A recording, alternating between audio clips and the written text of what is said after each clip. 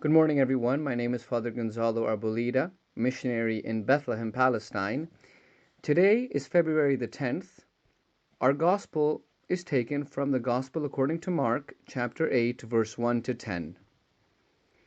In those days, when there again was a great crowd without anything to eat, Jesus summoned the disciples and said, "My heart is moved with pity for the crowd, because they have been with me now for 3 days and have nothing to eat. If I send them away hungry to their homes, they will collapse on the way. And some of them have come a great distance." His disciples answered him, "Where can anyone get enough bread to satisfy them here in this deserted place?" Still he asked them, "How many loaves do you have?" They replied, "7." He ordered the crowd to sit down on the ground. Then, taking the 7 loaves, he gave thanks, broke them, and gave them to his disciples to distribute. And they distributed them to the crowd. They also had a few fish.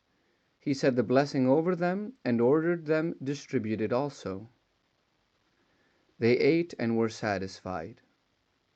They picked up the fragments left over, 7 baskets. There were about 4,000 people. He dismissed the crowd and got into the boat with his disciples and came to the region of Dalmanutha. It's a beautiful gospel today, which speaks to us about the multiplication of the bread and the fish. And traditionally, this has been seen as a symbol for the Eucharist, because just as Christ provided food in a deserted place for the people who were with him, following him, so he has provided a new food, a spiritual food, for us, his sheep who follow him, and who are also in a deserted place, which is this world, which is like an exile for us, far from our true home, which is heaven. We can imagine the astonishment of these people who ate this bread, and they knew there was no bread there. And yet they saw Christ take a few loaves of bread, maybe in a basket, lift it up to heaven, give thanks, and start distributing it among the people. And they witnessed how the bread multiplied itself, how Christ multiplied the bread, rather, and they ate of it. Now, being a symbol of the Eucharist, we can learn about how we are supposed to communicate also, how we are supposed to receive the Blessed Sacrament. It is truly the bread of life, of spiritual life, because it strengthens us in grace. It increases the grace in us. And not only does it increase grace, but it actually moves us to love God. That's what St. Thomas Aquinas says. Part of the effect of this sacrament is to love God, to actually love him more. In fact, St. Francis de Sales says in his Introduction to the Devout Life that our main intention in receiving communion should be to grow, to strengthen, and abound in the love of God. For love's sake, receive that which love alone gives you. Therefore, we should receive with great love the sacrament of love, like these people in today's gospel received with astonishment, wonder, and gratitude. In the same way should we receive the Blessed Sacrament. St. Francis de Sales gives us a few tips, we could say, about how to prepare ourselves to receive the Blessed Sacrament. First of all, he says that the night before you're going to communicate, you should already be thinking about in the morning or in the afternoon when you receive the Blessed Sacrament. You should already be aspiring to it, desiring it, letting your soul hunger for it.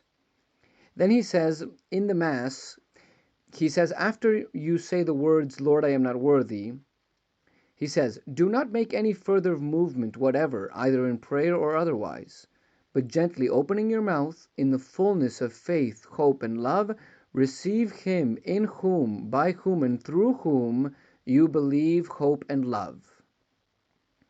O my child, Consider that just as the bee, having gathered heaven's dew and earth's sweetest juices from amid the flowers, carries it to her hive, so the priest, having taken the Saviour, God's own Son, who came down from heaven, the Son of Mary, who sprang up as earth's choicest flower from the altar, feeds you with that bread of sweetness and of all delight. When you receive it, kindle your heart to adore the King of our salvation. Tell him of all your own personal matters and realize that he is within you, seeking your best happiness. In short, give him the very best reception you possibly can, and so act such that all may know that God is with you. These are the words of St. Francis in his introduction to the devout life.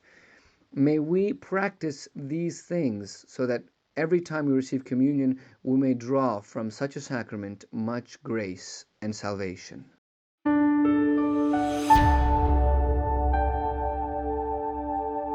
Thank you so much for listening. If you enjoyed hearing the gospel and homily, I invite you to share it with someone you know who may also find it rewarding, and also to subscribe to the Catholic Voice channel.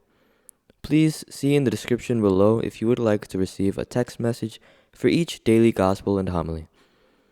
Please also keep our missionary priests throughout the world in your prayers. Thank you, and God bless.